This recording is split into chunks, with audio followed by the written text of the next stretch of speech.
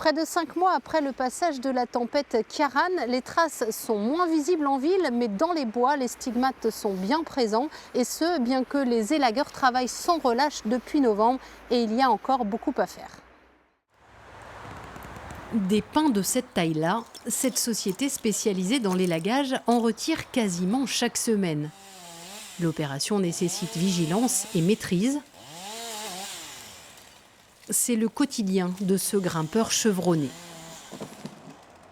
C'est mon troisième là, depuis un mois. Là.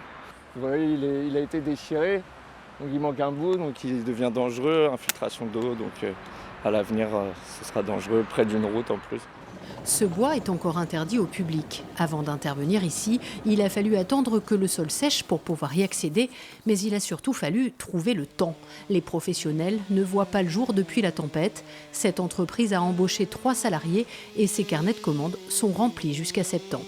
Des arbres comme ça, s'ils sont encore là au bout de 5 mois, c'est qu'on ne peut pas être partout en même temps. Et les équipes ont travaillé avec des conditions météo pas faciles. Donc, depuis 5 mois, on a de la pluie quasiment tous les jours, hormis la semaine dernière. Donc c'est vrai que ça ne permet pas d'avancer aussi vite qu'on voudrait.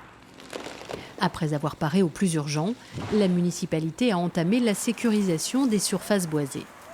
Le bois de Kéradenek dans lequel on est aujourd'hui est un exemple typique, un espace qu'on laisse vivre, parce que c'est des espaces qui sont naturels et donc on intervient le moins possible.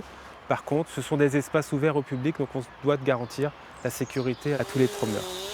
Un travail fastidieux compte tenu de la topographie de Quimper. Dans certains endroits, le débardage avec des chevaux s'impose. La ville espère rendre accessible la majorité de ces espaces boisés d'ici l'été.